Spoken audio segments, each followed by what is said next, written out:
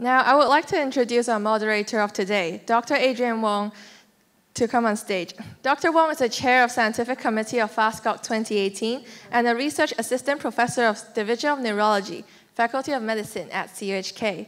His research mainly focuses on dementia prevention and promotion of brain health. He is also a registered clinical psychologist. Thank you. Thank you. Welcome, everyone. Thank you, and welcome our esteemed guests. May I introduce our first speaker, Professor Miia Kivipelto. Professor Kivipelto is a professor in clinical geriatrics at Karolinska Institute and a senior geriatrician and the director of research and development of aging theme at Karolinska University Hospital, Stockholm in Sweden. Professor Kivipelto's research focuses on the prevention, early diagnosis, and treatment of cognitive disorders, including Alzheimer's disease. She is the principal investigator of the landmark FINGER study, which I am sure many of us have heard of, on multi-domain lifestyle intervention for prevention of cognitive impairment and dementia around the globe. Today, we are really honored to have Professor Kivipelto with us in Hong Kong for the VasCog 2018 Congress and also in this symposium. So may I now pass the time to Professor Kivipelto to talk about multi-domain therapy for dementia prevention.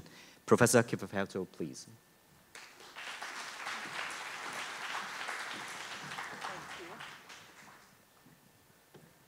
So thank you so much for the kind invitation and introduction. It's my great pleasure to be in Hong Kong. We have had the fantastic VasCog meeting, and now they're focusing on brain health, which is my favorite topic, so I'm very happy to be here. And my topic today is really the question, can we prevent dementia? Can we promote brain health with multi-domain interventions? And here, my starting point is that treatment is now prevention. I will first briefly describe why this is the case and why this is important.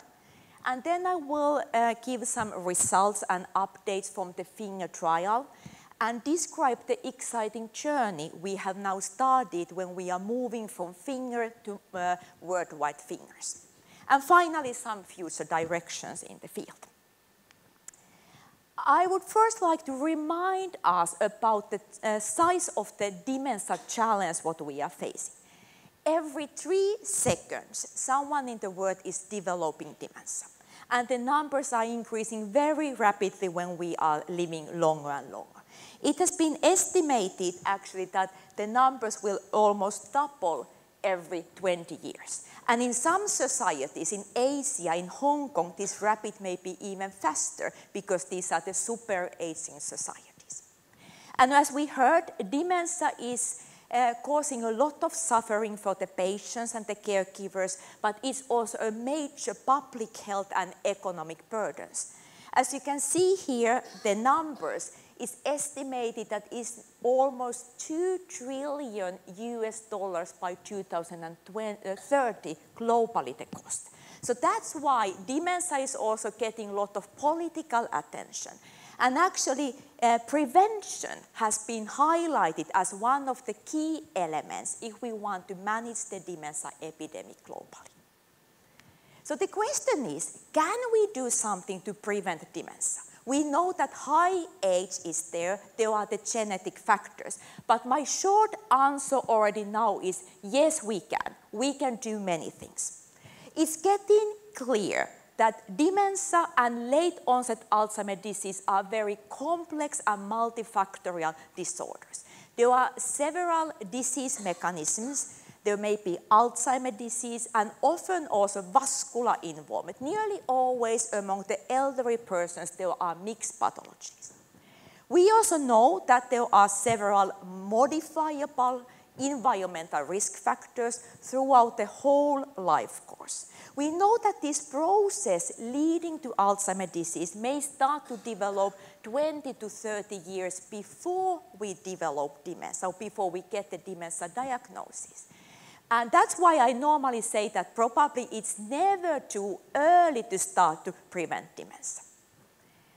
And taken together, it has been estimated that at least 30% of late onset Alzheimer's disease is related with these 7 modifiable risk factors.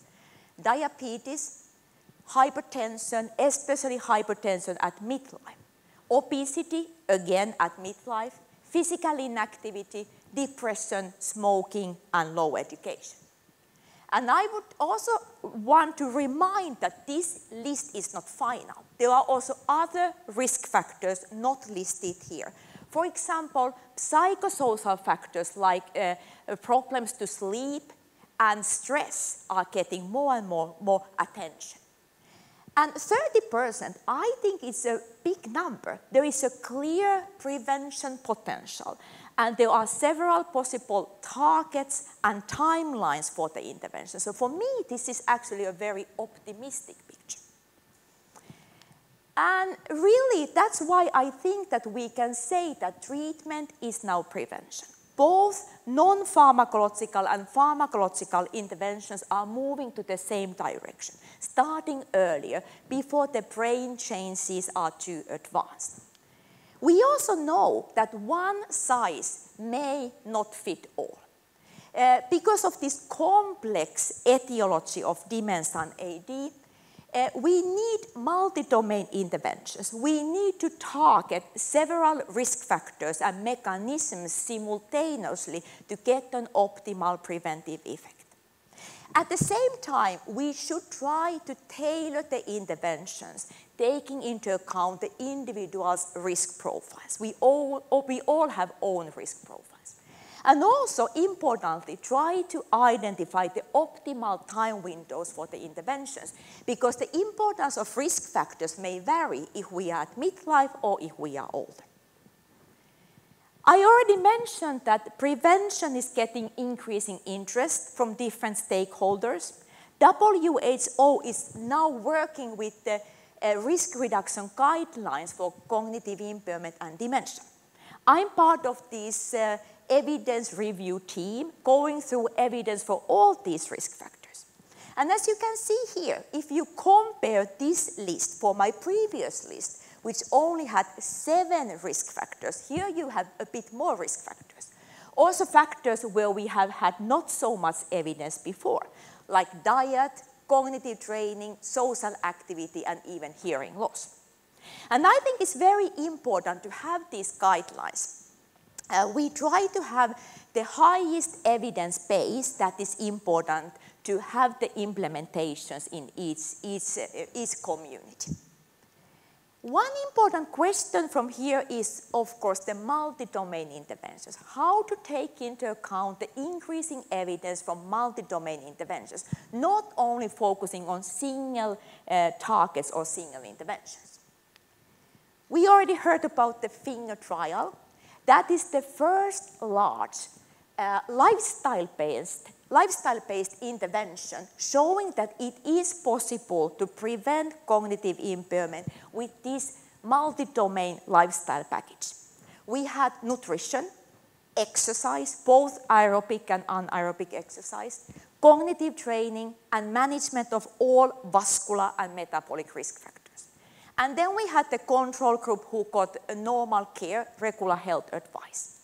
Intervention was there for 2 years, and persons were between 60 to 77 years old.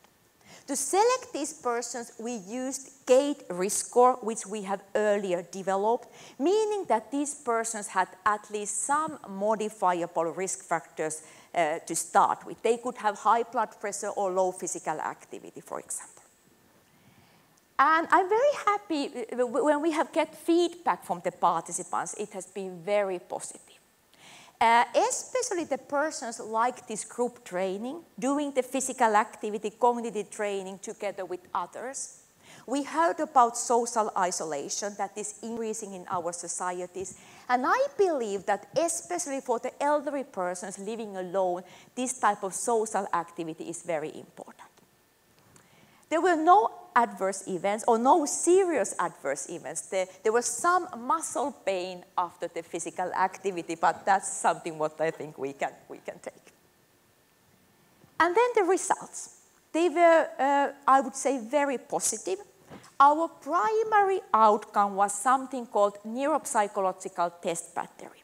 That includes 14 different standardized neuropsychological tests. And as you can see here, the red curve is the intervention group and the blue is the control group. Both of these groups are getting better. This often happens in our trials. But the intervention group is getting much better. The improvement is 25% more. And interestingly, we can see the same pattern for all cognitive subdomains. Executive function, how we are planning our activities, 83% more improvement in the intervention group. Processing speed, how quickly we can do different tasks, 150% more improvement. And complex memory tasks, 40% more improvement. And I would say this is not only to prevent dementia, this is really to increase the brain health, because these activities, these domains are very important for daily living. We could also show that there was a lower risk of both cognitive and functional decline after 2 years. And also, health-related quality of life was significantly better in the intervention group. Further, we have recently published results that this intervention seems to be clearly beneficial among ApoE4 carriers. ApoE4 is the main genetic risk factor for Alzheimer's disease. We have been earlier able to show in epidemiological studies that ApoE4 carriers may be more vulnerable for harmful lifestyle factors, and now we can show the opposite, that you can do something for that risk. Again, I think it's a very optimistic finding. Our new, still unpublished results indicate that the finger intervention is counteracting shortening of telomeres. That is kind of sign of aging, again among ApoE4 carriers, which is an interesting observation. Further, we have been able to show that the same intervention can reduce the risk of other chronic diseases, especially something what we call multimorbidity, having 3 or more chronic diseases. That risk is going down with 60%. And further, the risk of hospitalization was reduced by 20%. So taken together, I think we can say that this intervention is not only beneficial for the brain, but also for the whole body. And behind many chronic diseases are partly the same risk factors and same mechanisms, supporting integrated interventions. So, what's happening now? I'm very happy that finger is now used as a model in other prevention studies globally. And that's why we initiated Worldwide Fingers last year, 2017, to really support these new trials, share experiences, share data, and try to harmonize our interventions. Last year, the figure looked like this. We had some countries in US, one study in China, in Australia, in Singapore, they don't have finger, but they have Singer trial.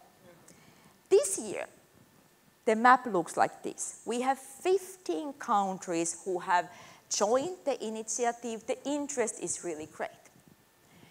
And I was just in Japan 2 weeks ago to discuss further how the Japanese finger could be. In Canada, they are planning to have a Canadian thumb. So thumbs up that will go on. In Europe, we have many studies, we are starting even new ones. And really the key here is, I would say, that we have this multi-domain intervention, but it needs to be adapted to different countries and different settings. As I mentioned, one size does not fit all. There are a lot of lifestyle differences, so we need to find the best adaptations. At the same time, it's important to try to harmonize the methods, because then you have it's easier to compare the results at the end of the studies. And finally, I believe that Worldwide Fingers can help us to increase awareness about lifestyle factors. There is so much work that all hands and fingers globally are needed for that work. And we really had lovely discussions about this during the VasCog meeting. And really one question was, what can we do in Hong Kong? How we can start testing how we can start implementing these multi-domain interventions so that it really fit the purpose and fit the community. That's, I think, the next step, what we start working now. So, finally, just a few words about the future directions. I already mentioned the importance of harmonization. We can harmonize all these big studies, the clinical data, but we can also harmonize the biomarkers. There is a lot of promise about blood-based biomarkers, neuroimaging. Think if we could harmonize all these worldwide figures, what a beautiful data set we would have. And that big data can really be now used in clinical trials. That's our goal. A big next step would be to combine lifestyle interventions with disease-modifying drugs. We are not yet there, but we are creating models to that direction. One example here is our MIND-AD trial in Europe, where we are now testing the finger intervention for patients who have early Alzheimer defined with biomarkers. And in one arm, we are combining multi-domain lifestyle intervention with medical food. Here we are testing the Suvenade because we have some positive results from the lipid diet study, and we have rationale to believe that there might be synergistic effect if you combine lifestyle and medical food. Experiences so far have been very positive. We were quite surprised to see how many Alzheimer patients have sedentary lifestyle. They are quite inactive. And the feedback from patients and caregivers have been very positive that they can be part of this kind of active intervention. So hopefully this can be used as a model to plan the bigger MIND-AD MAXI trials. And then is, of course, the question about disease-modifying drugs. This has been the challenge in our field, to find new drugs, disease-modifying drugs for AD. Here you can see all ongoing trials from 2013, different phases, preclinical, phase 1, phase 2, and phase 3. Everything that is with red are drugs targeting beta-amyloid. That has been the major target in the trials. But there are also other targets. Blue is tau, and green is other targets. For example, drugs that are used for other indications and could be now used for Alzheimer's disease. But as said, so far, no new drugs. The failure rate has been 99.6%. We are just now updating this figure. Here you can see only phase 3 and phase 4. I would say it looks quite similar, but now the pie is being a bit more refined. We are focusing more on specific groups, for example, persons who have genetic mutations or early onset AD, or who have beta-amyloid on the scan. So it's more pre-specified groups. And I dare to be a bit optimistic even here, because in all the new trials, we are starting much earlier. We are doing deeper phenotyping of AD so that we are sure that the underlying pathology is matching with the drug we are testing. And we can also use adaptive design so that we can, in a more effective way, see if some drug is working. My final question is prevention of dementia cost-effective? And that is, of course, not the easy question. First, we know that the time of the trial is often much, much shorter compared to the time people have the dementia or pre-dementia phases. So that's why we normally need to trust on economic simulations or models. We also need to keep in mind that if we have an effective intervention that can prolong the life, that does not always need to be cost-saving. So we need to also have other aspects like willingness to pay, values, and quality of life. Now, for the first time, we have real data from the finger trial. And I'm happy to tell that these results look very promising.